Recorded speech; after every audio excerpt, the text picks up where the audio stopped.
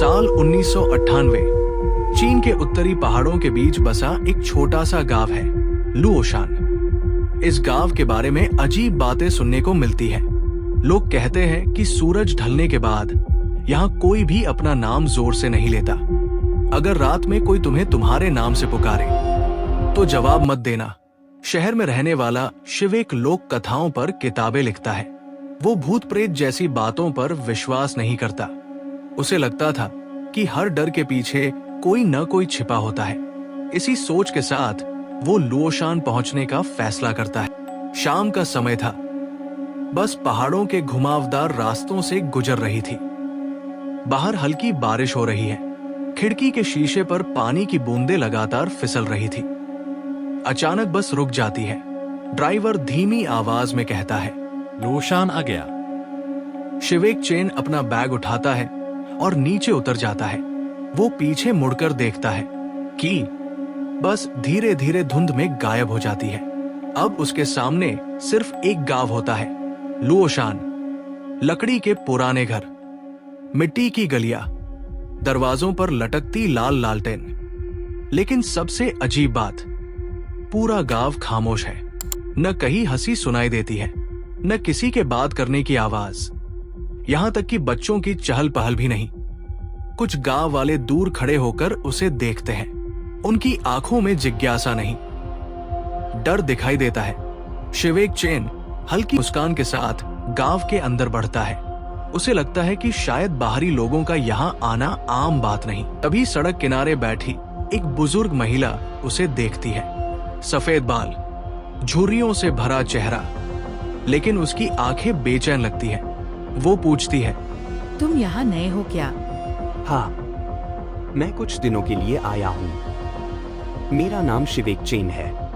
उसका नाम सुनते ही बुजुर्ग महिला का चेहरा बदल जाता है। वो जल्दी से इधर उधर नजर दौड़ाती है, फिर धीरे से कहती, अपना नाम इतनी आसानी से मत लिया करो।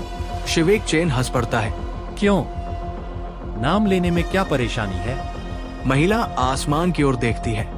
सूरज पहाड़ों के पीछे छिपने लगता है। ठंडी हवा चलती है। दूर कहीं एक घंटी बजती है। उसी पल गांव के लोग जल्दी जल्दी अपने घरों के अंदर चले जाते हैं। कुछ ही समय में पूरी गांव खाली हो जाती है। शिवेक चेन की मुस्कान धीरे धीरे गायब होने लगती है। महिला मुड़कर जाने लगती है, फिर रुक जाती है। बिना उसकी तरफ देखे कहती है कि आज रात अगर कोई तुम्हारा नाम लेकर बुलाए तो जवाब मत देना। शिवेक चेन वही खड़ा रह जाता है। पहली बार उसे महसूस होता है कि शायद लुओशान की कहानियां सिर्फ कहानियां नहीं हैं। और तभी उसके कान के बिल्कुल पास कोई बहुत धीमी आवाज में फुसफुसाती है। शिवेक चेन का दिल जोर से धड़कने लगता है, लेकिन जब वो पीछे मुड़कर देखता है तो वहां कोई नहीं होता। रात पूरी तरह हो चुकी थी।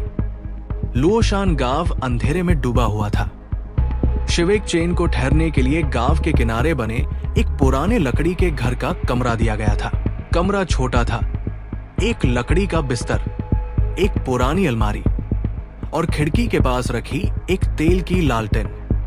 बाहर हवा चल रही थी। लकड़ी की दीवारें कभी कभी चरमराने लगती। शिवेक चेन ने खुद को समझाया, यह सब मेरे दिमाग का वहम है। मैं पूरे दिन यात्रा करके थक चुका हूँ। उसने अपनी डायरी खोली और लिखना शुरू किया। लुओशान के लोग डरे हुए लगते हैं। शायद ये कोई पुरानी परंपरा हो, लेकिन लिखते लिखते उसका हाथ रुक गया। उसे याद आया बुजुर्ग महिला की बात कि आज रात अगर कोई तुम्हारा नाम लेकर बुलाए तो जवाब मत देना। शिवेक चेन ने सिर झटक दिया। वो ऐसी बातों पर विश्वास नहीं करता था। उसने लालटेन की लौ थोड़ी तेज की और बिस्तर पर लेट गया। कुछ देर बाद उसे लगा जैसे बाहर कोई चल रहा हो। धीमे, बहुत धीमे कदम, जैसे कोई लकड़ी के बरामदे पर नंगे पैर चल रहा हो। शिवेक चेन उठकर बैठ गया। उसने ध्यान से सुना। आवाज बंद हो गई। कमरे में फिर से सन्नाटा फैल गया। वो खुद पर हंस पड़ा। मैं भी गांव वालों की बातों से डरने लगा हूँ। वो दोबारा लेट गया, लेकिन इस बार उसे साफ सुनाई दिया। बहुत धीमी फुसफुसाहट। शिवेक चेन की आंखें खुल गई। आवाज कमरे के बाहर से आ रही थी। वो बिल्कुल स्थिर बैठा रहा। कुछ समय बाद फिर वही आवाज, थोड़ी और साफ, शिवेक चेन। उसके शरीर में ठंड दौड़ गई। उसने खुद को जवाब देने से रोक लिया। कमरे के बाहर फिर से कदमों की आवाजें आने लगी। धीरे धीरे वे दरवाजे के पास आकर रुक गई। सन्नाटा। फिर दरवाजे पर एक हल्की दस्तक हुई। शिवेक चेन की सांसें तेज हो गई। दूसरी दस्तक, इस बार थोड़ा जोर से। फिर बाहर से एक महिला की धीमी आवाज सुनाई दी, दरवाजा खोल। शिवेक चेन ने कोई जवाब नहीं दिया। उसने बिस्तर को कसकर पकड़ लिया। कुछ पल तक खामोशी रही। फिर वही आवाज आई, लेकिन इस बार उसकी आवाज बदल चुकी थी। अब वो बिल्कुल वैसी लग रही थी जैसे कोई उसकी ही आवाज में बोल रहा हो। मैं जानती हूं कि तुम जाग रहे हो। उसका दिल जोर जोर से धड़कने लगा। उसने धीरे से दरवाजे की तरफ देखा। दरवाजे के नीचे किसी की परछाई दिखाई दे रही थी। कोई बाहर खड़ा था, बिल्कुल स्थिर। 1 मिनट, 2 मिनट, 5 मिनट तक वो परछाई वही खड़ी रही। फिर अचानक वो धीरे धीरे पीछे हटने लगी।